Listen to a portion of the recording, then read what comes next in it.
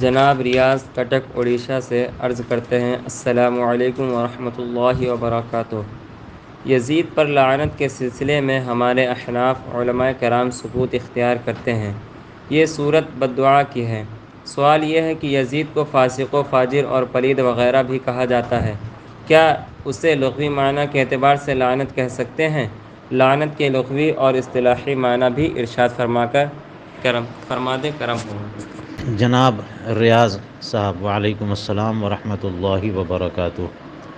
بے شک ہمارے علماء احناف یعنی ہمارے امام اعظم ابو حنیفہ اور ان کی تقلید و اتباع میں ہمارے جمہور ائمہ حنفیہ اور متأخرین میں ہمارے امام احمد رضا فاضل بریلوی رضی اللہ تعالیٰ عنہ یزید کی تکفیر کے تعلق سے سکوت اختیار فرماتے ہیں۔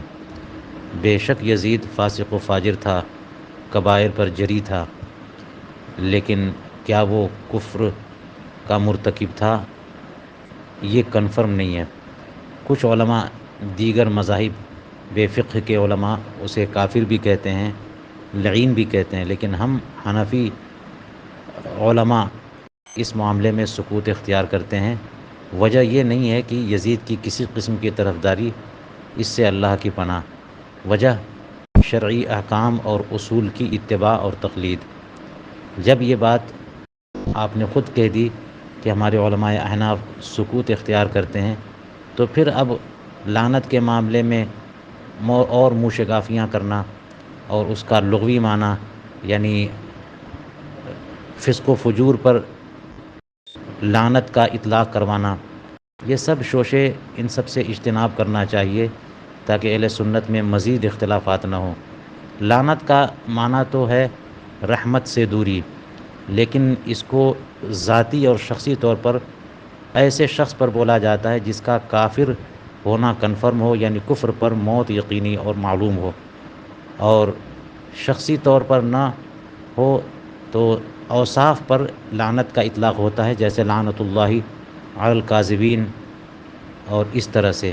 لیکن کسی خاص شخص پر لعنت کرنا ہو تو تبھی کرنا جائز ہے جبکہ اس کا کفر پر اس کی موت یقینی ہو۔ اور چونکہ یزید کے تعلق سے دلائل متعارض ہیں اور اس لیے کفر پر یقین کنفرم نہیں ہے ہمارے ائمہ حنفیہ کے نزدیک، تو اس لیے تکفیر سے بھی سکوت اختیار کرتے ہیں اور لعنت سے بھی سکوت اختیار کرتے ہیں۔ لہٰذا اس سلسلے میں موشگافی سے پرہیز کریے، اس قسم کے سوالات نہ چھیڑیں تاکہ اہل سنت میں مزید اختلافات کو ہوا نہ دی جائے۔ واللہ تعالی عالم بالصواب۔